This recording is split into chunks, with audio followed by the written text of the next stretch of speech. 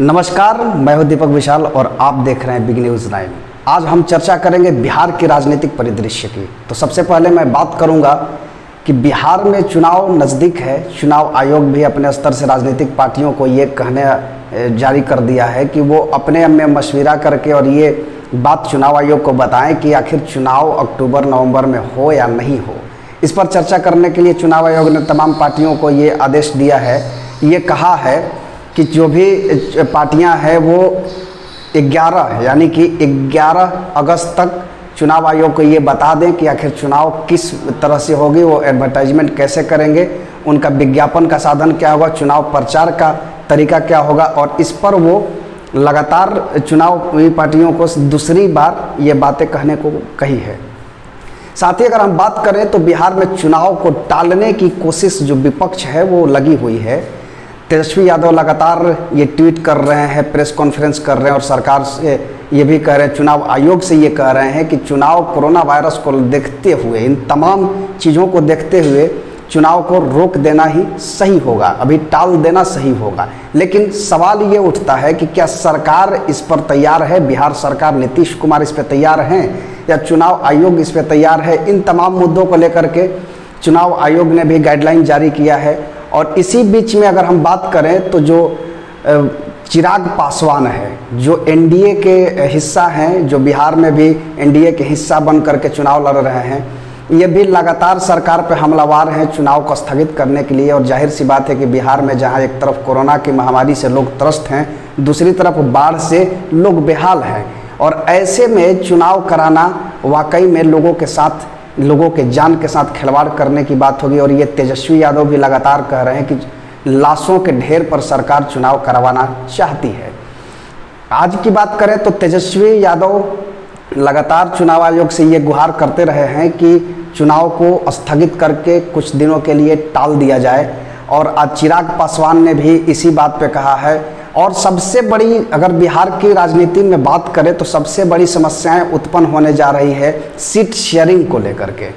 जो दो प्रमुख पार्टियां जो बिहार में भी चुनाव लड़ने के लिए ताल ठोक रही हैं, इनमें से महागठबंधन और एनडीए का गठबंधन।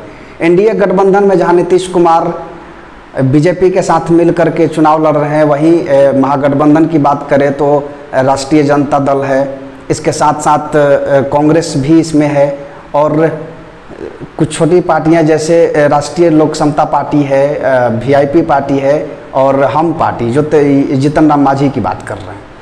तो इन तमाम पार्टियां जो है ये अपने अपने स्तर से तैयारी कर रही है। और साथ ही साथ अगर हम बात करें तो पप्पू यादव भी कहीं ना कहीं बिहार की राजनीति में अपना एक स्थान रखते हैं।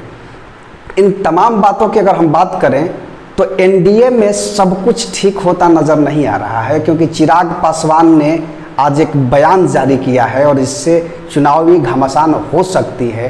क्योंकि ये साफ तौर से जिस तरह से चिराग पासवान ने ये बात कही है, इससे साफ हो जाता है कि कहीं ना कहीं सीट शेयरिंग को लेकर के एनडीए में नाराज़गी चल रही है और बीजेपी को अपना कहीं ना कहीं बलिदान देने की ज़रूरत पड़ेगी।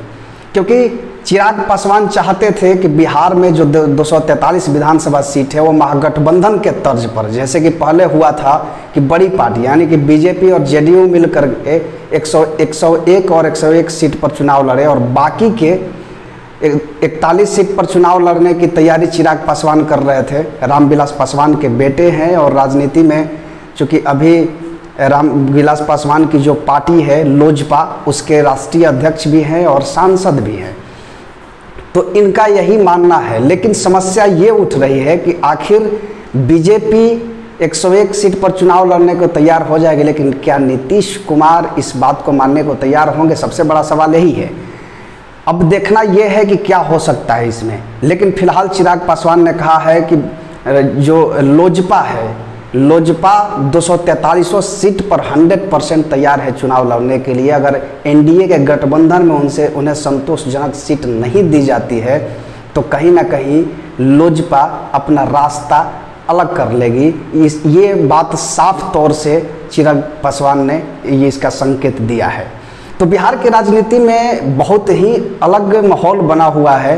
कोरोना संक्रमण, बाढ़ समस्या, लेकिन इन तमाम चीज़ों के बावजूद भी पार्टियां जो है अपनी तैयारी पूरी करने में लगी हुई है।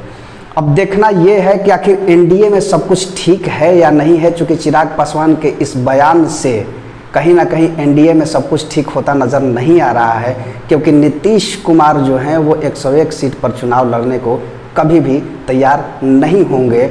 और जब 41 सीट पर चुनाव लड़ने की दवा ठोंकने वाली लोजपा और चिराग पासवान, क्या इनको ये सीटें मिल पाएगी या फिर बीजेपी बलिदान देकर के इनको ये सीटें देने की बात कहेगी। इन तमाम चीज़ों पर हम आगे भी देखते रहेंगे। अब थोड़ी सी हम बात कर लेते हैं महागठबंधन की।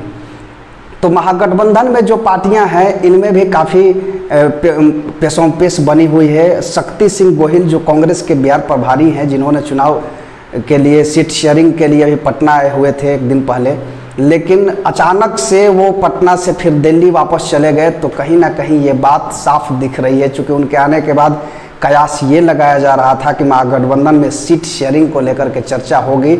और उन्होंने ये कहा भी कि महागठबंधन में सब कुछ ठीक है, सीट शेयरिंग भी सबको समान रूप से जिसकी जो हक बनती है वो दी जाएगी। लेकिन सवाल ये उठता है कि क्या वाकई में महागठबंधन में सब कुछ ठीक है, क्योंकि तेजस्वी यादव ने जीतन राम मांझी को साफ लफ्ज़ों में समझा दिया था और जीतन राम मांझी भी अलग अलग पार्टियों के साथ मीटिंग करते नज़र आ रहे हैं।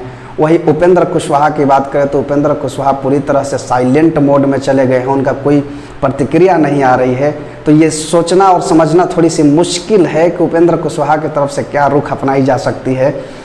दूसरी बात करें हम अगर मुकेश सहनी की, जो सन ऑफ मलाह कहे जाते हैं, मुकेश सहनी की पार्टी जो है उसकी बात करें तो उनको भी चीज़ें, वो भी एक बार दिल्ली जाकर के कांग्रेस में राहुल गांधी से मिलकर आए, बातें हो रही हैं। लेकिन ये दावा करते हैं कि इनको महागठबंधन में अच्छी सीटें देने की बातें कही जा रही है। फिलहाल दावा ही है, इस पर आगे की चर्चा क्या होती है ये तो देखने वाली बात है। लेकिन शक्ति सिंह गोहिल के दिल्ली वापस चले जाने के बाद ये सवाल जरूर उठाया जा सकता है कि क्या महागठबंधन में भी सब कुछ सही है।